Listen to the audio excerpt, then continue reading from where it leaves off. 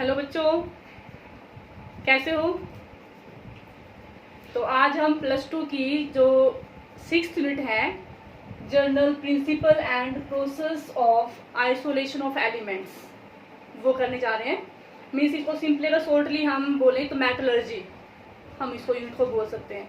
Means metals को, elements को कैसे आइसोलेट करेंगे उनकी कंबाइंड स्टेट में से, वो सब चीज़ें हम इस यूनिट में बताते हैं। ठीक है, तो स्टार्ट करते हैं इसको। तो general principle and process of isolation of elements, elements के आइसोलेशन के लिए हम क्या क्या प्रिंसिपल एंड प्रोसेस यूज करते हैं वो सब हम इसमें दिखाते हैं। तो सबसे पहले तो मैं आपको बता दूं कि जो एलिमेंट्स, उनकी जो अक्रेंस है अर्थ क्रस्ट में, वो दिखा देते हैं पहले। तो अक्रेंस ऑफ एलिमेंट्स, तो एलिमेंट्स जो हैं अर्थ क्रस्ट में ये दो तरह से पाए जाते हैं। एक तो होते हैं नेटिव फॉर्म में, नेटिव फॉर्म, या फिर इसको हम बोल देते हैं फ्री स्टेट में, और कुछ एलिमेंट्स से पाए जाते हैं कंबाइंड स्टेट के अंदर, कंबाइंड स्टेट में मिलते हैं कुछ। ठीक है, अब भी पता है, अभी जो भी एलिमेंट्स हैं वो फ्री स्टेट में कौन से होंगे, जो इनर्ट होंगे या जो बहुत ही लेस रिएक्टिव होते हैं, वो किसी के साथ भी कंबाइंड नहीं होते हैं। और कंबाइंड मतलब मोस्टली हम किसके साथ दिखाते हैं, एटमॉस्फेरिक गैसेस के साथ। जो एलिमेंट्स एटमॉस्फेरिक गैसेस के साथ में कॉम्बिनेशन नहीं कर पाते हैं वो क्या रहेंगे, वो फ्री स्टेट में रहेंगे। मीन्स फ्री है, वो किसी के साथ कोई कॉम्बिनेशन शो नहीं कर रहे हैं, उसको हम क्या बोलते हैं, उनकी नेटिव फॉर्म बोलते हैं उसको हम। ठीक है, जैसे हमारे पास गोल्ड है, सिल्वर है, प्लेटिनम है, ये नोबल गैसेस हैं, ये बहुत इनर्ट होते हैं ये। ठीक है, एंड कंबाइंड कुछ एलिमेंट होते हैं कंबाइंड स्टेट के अंदर। कंबाइंड स्टेट क्या होती है, जो किसी के साथ मिलकर के मतलब रहें। अब साथ मिलकर के कंबाइंड फॉर्म में कौन से एलिमेंट्स रहते हैं, जो बहुत ही हाईली रिएक्टिव होंगे। तो जो एलिमेंट्स बहुत ही हाईली रिएक्टिव हैं वो किस फॉर्म में मिलते हैं, कंबाइंड स्टेट में मिलते हैं। जैसे हमारे पास आयरन है, जिंक है, एल्यूमिनियम है। ठीक है, इस तरह के जो एलिमेंट्स हैं वो कंबाइंड स्टेट में मिलते हैं। गोल्ड है, सिल्वर है, ठीक है, प्लेटिनम है, नोबल गैसेस हैं, नोबल गैसेस हैं।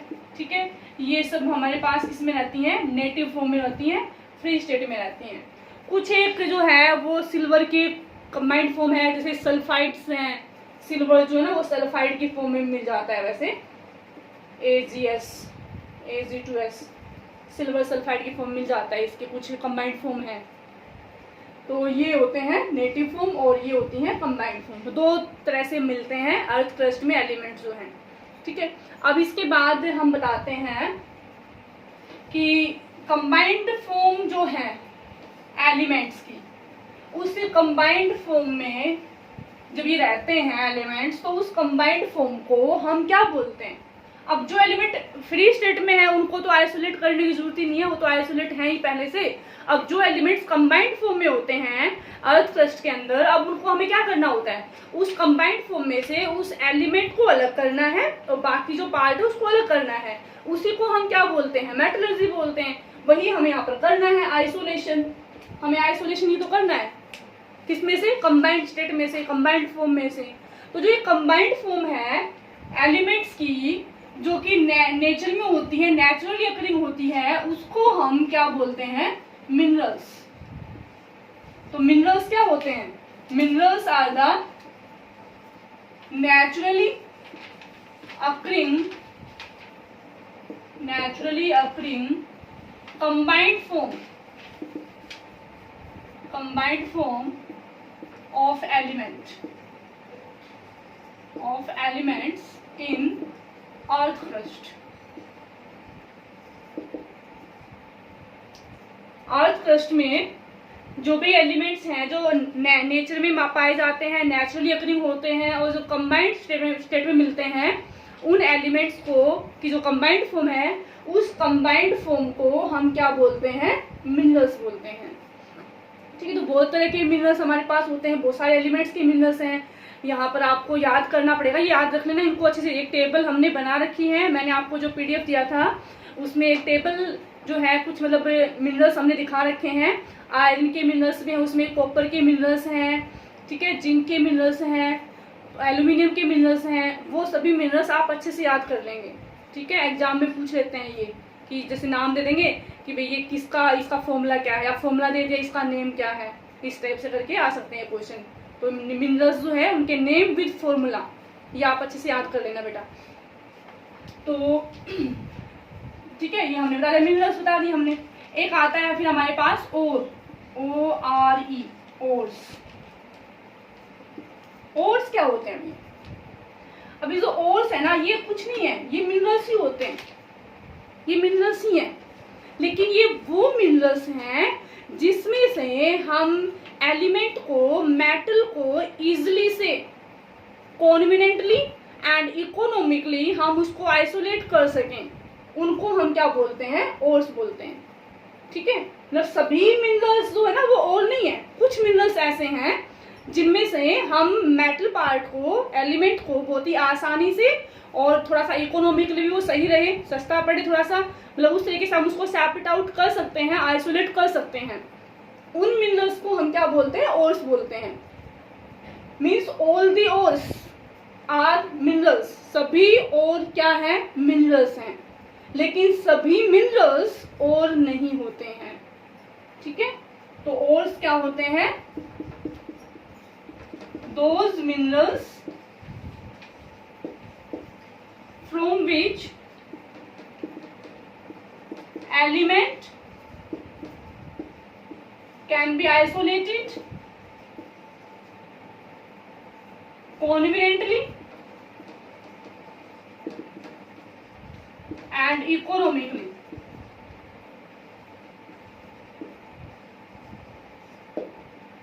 कॉन्विडेंटली या फिर आप कहें इजिली। कॉन्विडेंटली का मतलब क्या होता है? इजी तरीके से।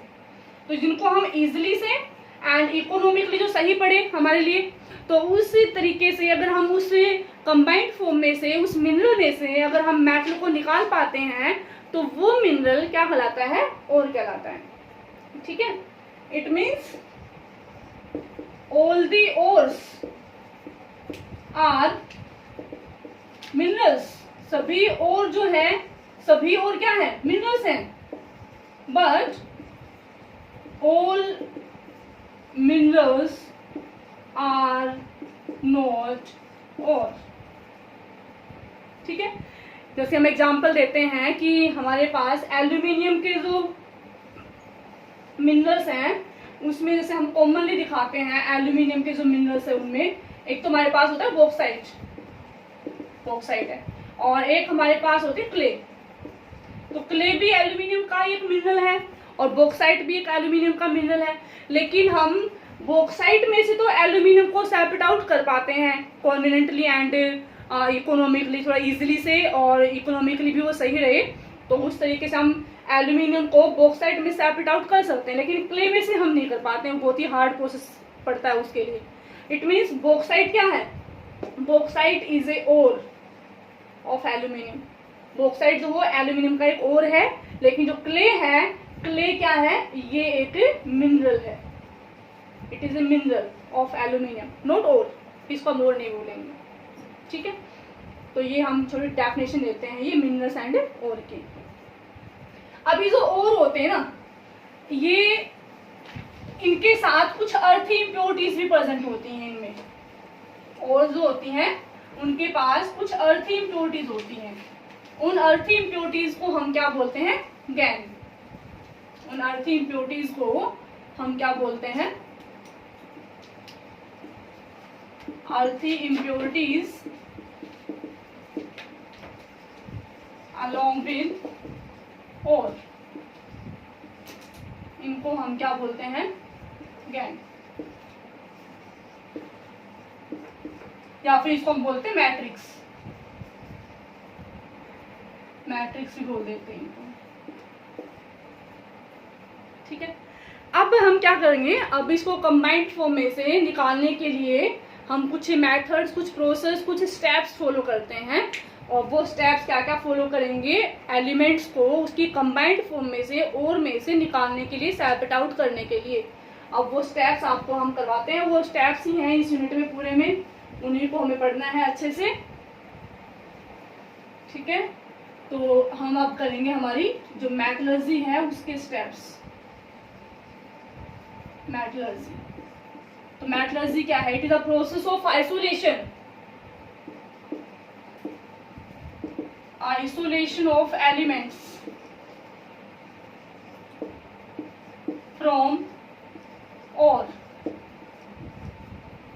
में से एलिमेंट्स को आइसोलेट करने का जो प्रोसेस है, जो मेथड है, process, it is the process of isolation of elements from और में से एलिमेंट को निकालने का जो ये तरीका है, जो ये प्रोसेस है, उसको हम क्या बोलते हैं? मेटलर्जी बोलते हैं।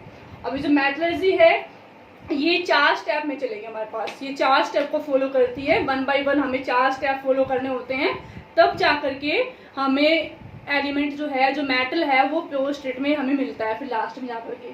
तो क्या क्या स्टेप्स है मेटलर्जी के, वो देखिए। स्टेप्स ऑफ मेटलर्जी,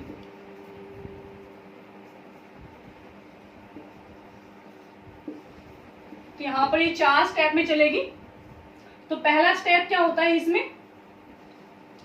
क्रैशिंग या फिर ग्राइंडिंग, ठीक है। इस थोड़ा मैं अभी एक बार थोड़ा शॉर्टली बता रही हूँ सभी स्टेप्स को, बाकी डिटेल में हम इनको फिर बाद में करेंगे। 4 स्टेप को एक बार मैं बता देती हूँ कि क्या क्या स्टेप्स हैं, उनमें क्या क्या होता है, थोड़ा सा बता रही हूँ अभी एक बार, फिर इनको हम 1 बाय 1 डिटेल में करेंगे। तो पहला जो ऐसे हमारे पास स्टेप है क्रैशिंग और ग्राइंडिंग। इसमें हम क्या करते हैं, चलो एक बार मैं बता दूं। दूसरा स्टेप क्या है इसमें?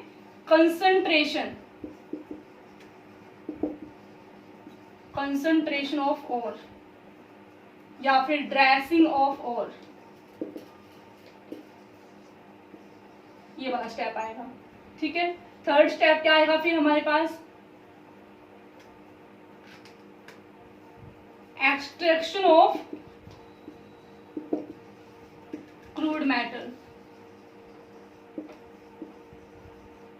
ये आएगा। फिर चौथा स्टेप क्या होता है हमारे पास? रिफाइनिंग। ये 4 स्टेप है।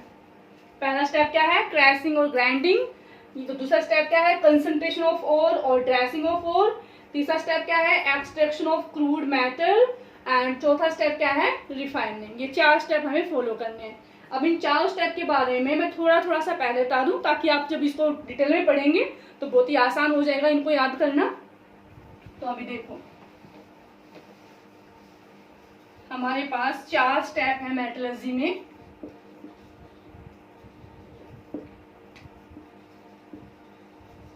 जो मेटलर्जी है इसके हमारे पास ये 4 स्टेप है। पहला स्टेप तो क्या था? क्रैशिंग या फिर ग्राइंडिंग। दूसरा स्टेप क्या था हमारे पास? कंसंट्रेशन ऑफ ओर। तीसरा स्टेप क्या था? Extraction of crude metal. और चौथा स्टेप था रिफाइनिंग, ठीक है। तो अब इसमें हम क्या करते हैं, देखो क्रैशिंग या ग्राइंडिंग में क्या होता है कि जो ओर्स होते हैं ना, वो बहुत ही मतलब लार्ज लंप्स की फॉर्म में होते हैं, बड़े बड़े मतलब लंप्स होते हैं इनके।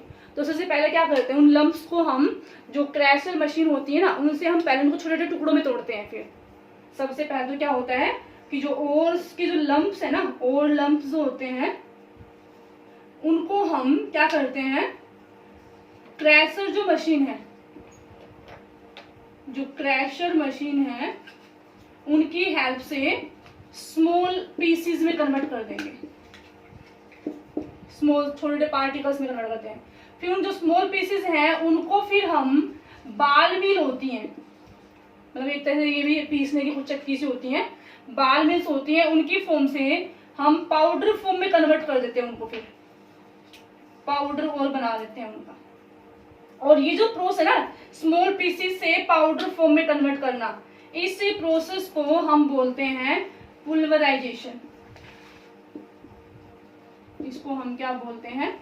पुल्वराइजेशन बोलते हैं। इस प्रोसेस को स्मॉल पीसीस से पाउडर फॉर्म में कन्वर्ट करना बाल मिल की हेल्प से, इस प्रोसेस को हम क्या बोलते हैं? पुल्वराइजेशन।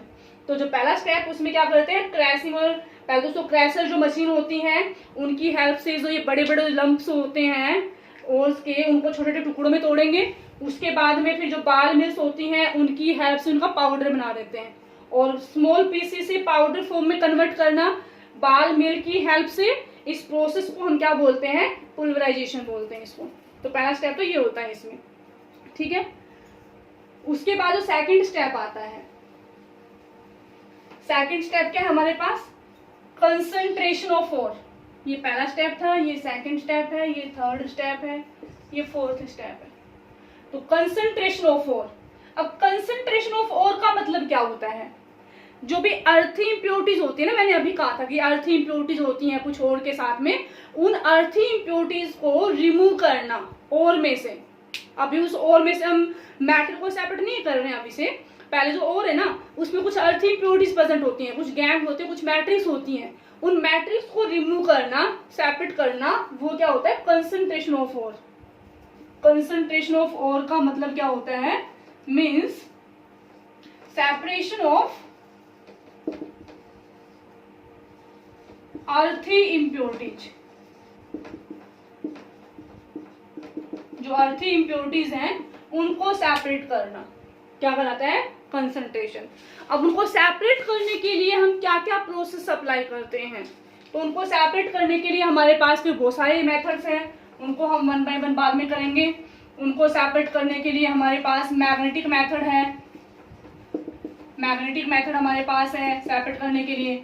हमारे पास फ्रोथ फ्लोटेशन मेथड है, फ्रोथ फ्लोटेशन मेथड से भी करते हैं, ठीक है। हाइड्रोलिक वॉशिंग है, हाइड्रोलिक वॉशिंग उससे भी कर सकते हैं। एक हमारे पास मेथड होता है लीचिंग का, उससे भी कर सकते हैं। और एक होता है हैंड पिकिंग, मतलब कुछ बड़ी कोई चीज दिख रही तो हाथ से उठा करके अलग कर देना, हैंड पिकिंग। तो ये कुछ मेथड्स हमारे पास है अर्थी इम्प्योरिटीज को रिमूव करने के। तो अर्थी इम्प्योरिटीज को रिमूव करना मेटल ओर में से, उसको तो हम क्या कहते हैं? Concentration of ore. Concentration of ore का मतलब क्या है? अर्थी इम्प्योरिटीज को, गैंग को या मैट्रिक्स को, जिसको हम मैट्रिक्स बोल रहे हैं, उनको रिमूव करना, सेपरेट आउट करना, आइसोलेट करना, किसमें से? ओर में से। उसको हम क्या बोलते हैं? कंसंट्रेशन। और इसके लिए जो हम मेथड्स यूज करते हैं, क्या क्या मेथड, क्या क्या प्रोसेस हम यूज करते हैं, वो प्रोसेस जो है वो क्या कहलाते हैं? बेनिफैक्शन प्रोसेस। उनको हम क्या बोलते हैं? बेनिफैक्शन प्रोसेस बोलते हैं।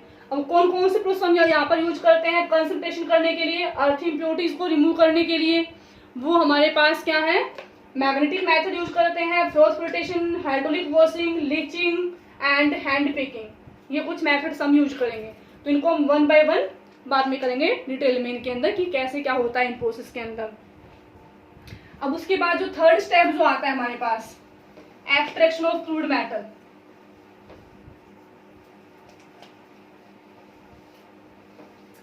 एक्सट्रैक्शन ऑफ क्रूड मेटल जो है ना, इसमें सबसे पहले क्या होता है? ये फर्दर है ना, दो स्टेप में चलता है हमारे पास, फर्दर दो स्टेप में चलेगा ये। पहले स्टेप में तो क्या करेंगे? जो भी हमारे पास मेटल ओर है उसको हम कन्वर्ट करेंगे मेटल ऑक्साइड के अंदर, उसके हम मेटल ऑक्साइड बनाएंगे, मतलब उसका हम ऑक्सीडेशन करेंगे, मेटल ओर का ऑक्सीडेशन करके, और उसको हम मेटल ऑक्साइड में कन्वर्ट करेंगे हम, ठीक है। अब जो मेटल ऑक्साइड ऑक्सीडेशन कैसे करते हैं फिर हम? अभी जो ऑक्सीडेशन है हमने मतलब इसका ऑक्सीडेशन किया है।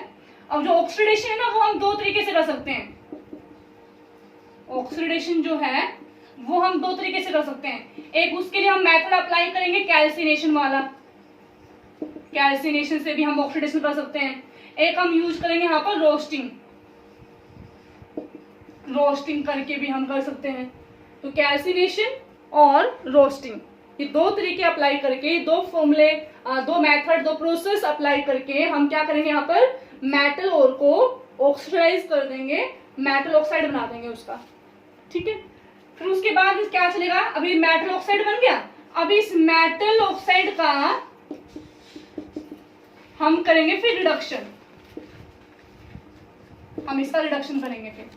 अब रिडक्शन करने के बाद यहाँ पर ये क्या बन जाएगा, जो मेटल है वो अलग हो जाएगा। अब देखो रिडक्शन करने के लिए कोई रिड्यूसिंग एजेंट लेना पड़ेगा ना फिर, जैसे सपोज मैंने यहाँ पर दिखा दी आर, ये आर क्या है, ये एक रिड्यूसिंग एजेंट है, it is a reducing agent. हमने एक रिड्यूसिंग एजेंट लिया, उससे हमने मेटल ऑक्साइड का रिडक्शन किया उसकी हेल्प से, और फिर हमारे पास क्या बन गया, मेटल अलग हो जाएगा और प्लस में जो रिड्यूसिंग एजेंट है वो इस ऑक्सीजन को लेकर के और वो अलग निकल जाएगा। रिड्यूसिंग एजेंट है उसको मैंने आर से इंडिकेट कर दिया है, ठीक है। तो ये हम 2 स्टेप दिखाएंगे।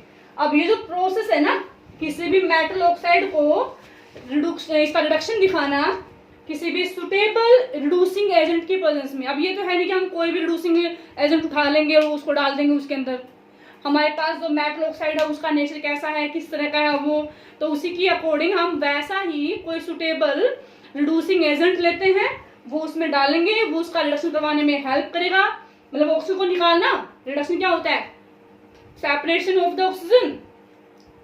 तो ऑक्सीजन को निकाल देंगे तो मेटल अलग हो जाएगा और जो ऑक्सीजन है वो उस रिड्यूसिंग एजेंट के साथ कंबाइंड होकर के अलग निकल जाती है। अब यहाँ पर हमें जो मेटल मिला है ना, इस मेटल को हम यहाँ पर क्या बोलते हैं, क्रूड मेटल। ये हमारे पास क्रूड मेटल बनता है। थर्ड स्टेप हमारा क्या था, extraction of A crude metal. Crude metal मतलब ये जो मेटल हमें मिला है ये थोड़ा सा मोल्टन फॉर्म में होता है और ये इम्प्योर है, अभी ये प्योर नहीं है। तो यहाँ पर जो ये मोल्टन मेटल हमें मिलता है विच इज इम्प्योर, उसी को हम क्या बोल देते हैं, क्रूड मेटल बोल देते हैं। अब इस क्रूड मेटल जो है उसकी हम क्या करते हैं फिर, अब ये इम्प्योर है ना, अब इसको प्योरीफाई करेंगे। तो प्योरीफाई करने के लिए हम नेक्स्ट स्टेप क्या यूज करते हैं, रिफाइनिंग। मतलब रिफाइनिंग क्या है, process of the purification, purify करना, प्योरिफिकेशन करना। रिफाइनिंग क्या है, purification, purification of crude metal. जो क्रूड मेटल हमें मिला है उसका प्योरिफिकेशन करना, ये क्या होता है, रिफाइनिंग होता है ये, ठीक है। तो ये हमारे पास होते हैं 4 स्टेप। रिफाइनिंग क्या है, प्योरिफिकेशन, और ये जो है ना हम 1 by 1 करेंगे। तो ये कल करवाते हैं आपको, ठीक है। तो पढ़ते रहना, ओके बाय, टेक केयर।